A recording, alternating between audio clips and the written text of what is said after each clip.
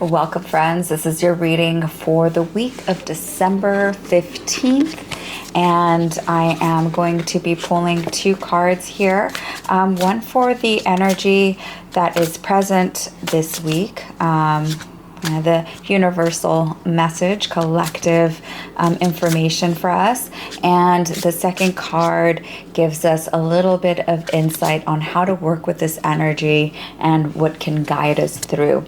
So let's see what we've got here. For this week, ooh, I like this. It's the Sacred Sexuality card, and it is being represented by the serpent. So I am going to show you this. It says, reconnect with the source of your divine sexuality. One of the things that I think is really jumping out at me here with sacred sexuality, and especially with the serpent, we are talking about Kundalini energy. And Kundalini energy is not necessarily, or I should say, exclusive to sexual energy by any means. Actually, Kundalini energy is often spoken about as this dormant energy coiled up at the base of the spine that with practices, tantric practices and awareness practices, awakes, and it starts to move up the Sushumna, which is the central nervous channel that awakens all of your energy centers.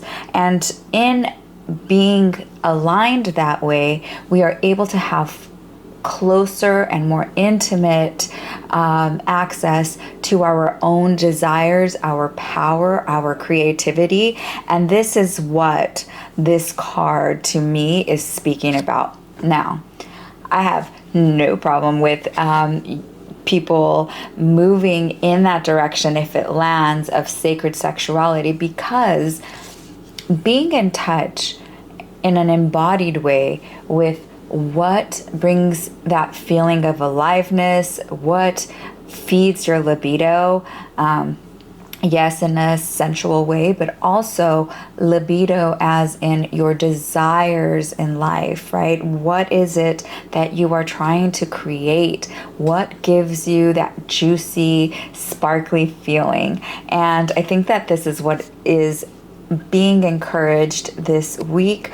Also, it is a number 3 card, and this is very much feeling like wholeness, right? It is about, I think, an energy that is asking us to look at what is out of harmony, perhaps. 3 can imply connection with mind, body, spirit.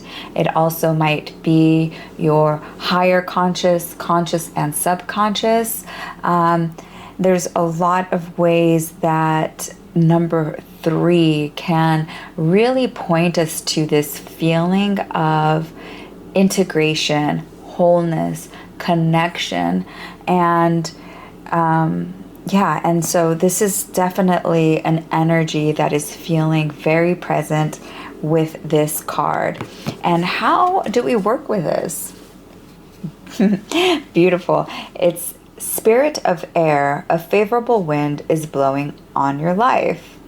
Well, I love this. And it is this mandala that kind of looks like an eye to me. I really like the symbol at the center here. So often in the tradition that I work with, and in shamanic traditions, when we are looking to the east and we're looking at the rising sun, we are also connecting oftentimes with the air. And the air in Vedic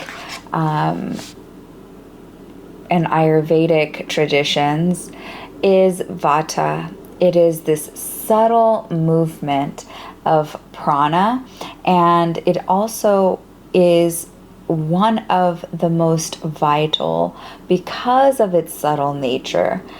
The air also can signify mental processes. It may also be bringing a feeling of what is weighing heavy on you, whether that's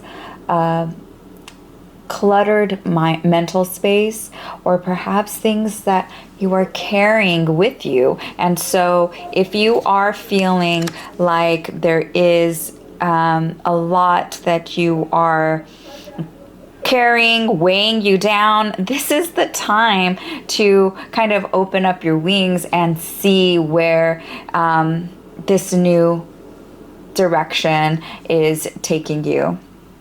I also want to point out that breathwork is a beautiful way to clear energy from your body. So perhaps the message here is practicing some breathwork techniques. So I'd like to just suggest a very simple mindfulness practice that you can do that can tap you into a more embodied and present state, which is really what is required in order for us to raise awareness around what our true desires are. The basic practice of breathing, we all know, but to rest in it and connect with it with intentionality is really powerful and transformative. So what you can do is making sure that you are grounded in your chair, on your floor, on your mat, on your cushion, and feeling the softness of the second chakra, the navel center, that lower belly area. A lot of times we hold tension there, so if we can, just soften that part of your body. See if we can get the hips and the pelvis to relax a little bit. And now take a deep breath in and fill up that space. You might feel the belly rise, and then the ribs also expand all the way up to the lungs. And as you do that and you fill your body up, exhale and imagine that energy coming down and releasing back into the earth.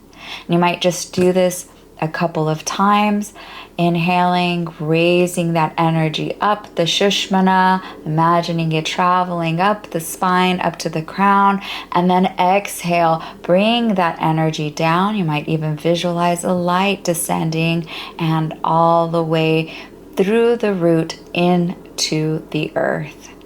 So this is what I've got for you this week. I hope that it is helpful, and I look forward to seeing you next week. Be well.